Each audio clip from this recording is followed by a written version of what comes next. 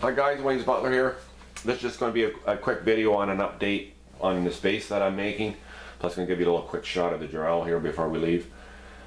As you can see here, we got a base that I've been throwing together with the Wayne Enterprises logo on it. Now I'm sure a lot of you guys out there probably know what this base is for. Last week on Figure Talk we were chatting about the 1/4 custom Bruce Wayne that this fellow in Indonesia, I think his name is Chris.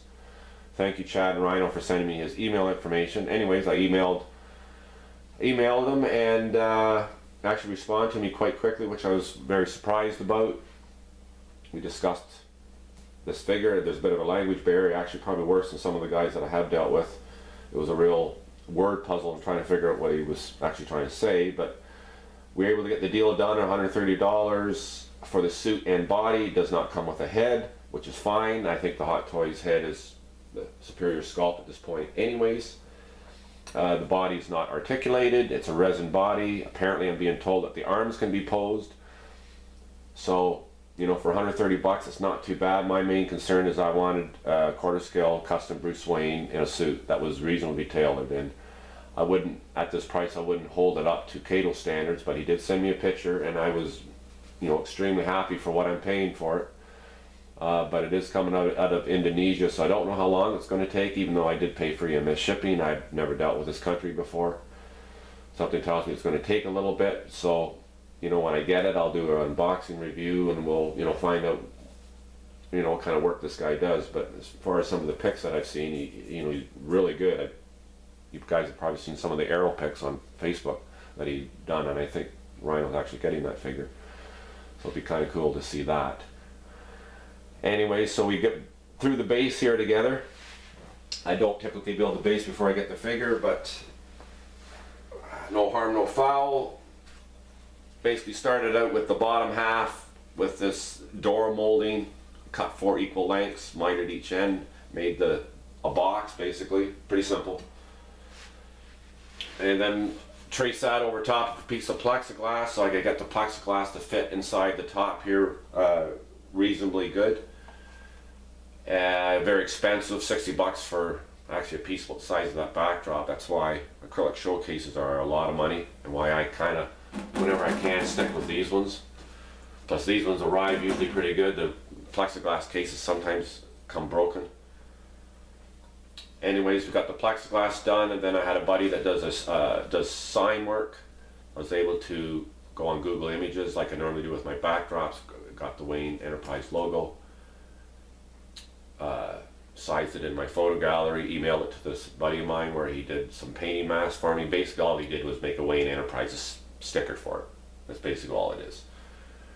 And he mounted it on a pre-mask. So I brought that home and I layered it over top of the clear plexiglass here. Peeled it off, and which we, you know, you have Wayne Enterprises in white vinyl. I sprayed the black over top here, and I sprayed the back side with frosted spray paint. Peeled the vinyl off to reveal, you know, your clear plexiglass, frosted back, and you know, so you don't see the base. But I think you guys can see what's hanging out the side here. Actually, I antiqued it with a bit of gold and black, because black and gold is kind of the color for the Dark Knight suit. Plus it's actually the main colors in my bedroom, which is where this figure is ultimately going to be going. So we'll hook up the power supply here. I think you guys know there's a light in the bottom of this. Which is why I'm not going to be doing a backdrop. I wanted something a little bit more elegant, classy and elegant, which is a bit of a departure from my weathered stuff. Kind of want to be like a statue, exactly, you know, like a bronze statue, something that you'd have displayed in your office or something like that. So I'm kind of going for that kind of a look. And I guess in temporary power here. So that's the. So there's the light, basically. I think it turned out really well. Like, we're going to have the figure posed on the top of that, and you know, we'll have the white light basking up over the bottom of them. The showcase that I have for this is, you know, it's the same, actually the identical showcase, the one that the Hot Toys Batman is in, so it'll kind of match each other on the counter. And you know, that's pretty well about it. I'll show you the back if I can. These LED strips,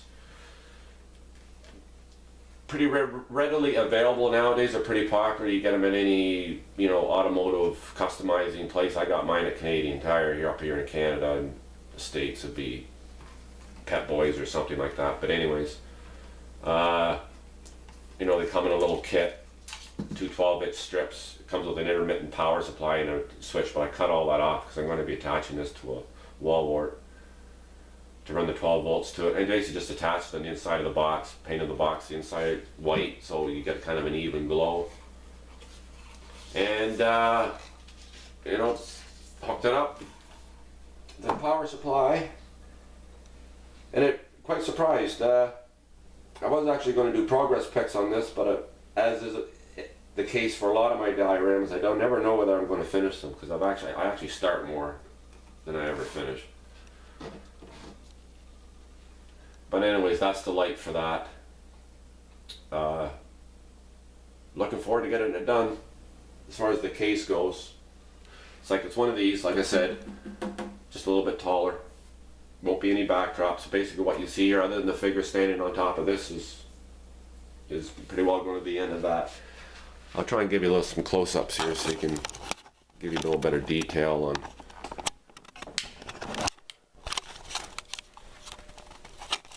paintwork here in the side. So like I said, you painted with the satin black and kind of antiqued it with a bit of gold, you know, bring out the detail of the wood.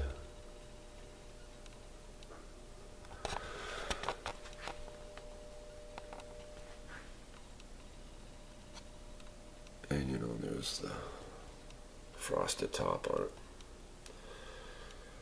Basically, like where it's clear there used to be a white sticker, and like I said a minute ago there, I just painted the black all around the surface of it, give it a couple good coats for light blocking, and then just peel the mask off. And it is best to get the mask done professionally because you do get a better, you know, can't see it during the camera here, but you really get a nice paint edge. And there's the Jarrell really quick now that I'm down here. I picked, well, pretty well everybody wanted me to do is do the backdrop there. I tinted it the same as the box art. You know, that'll probably be the final pose. But now I thought I'd throw this video on my channel while I'm waiting. Like I said, I have no idea when this figure's coming. But, you know, when it gets here, it gets here. So we give you one last shot here before we go. Wayne Enterprises. Shouldered 3 generations. On that note, Wayne's Butler signing off. Peace and love to all.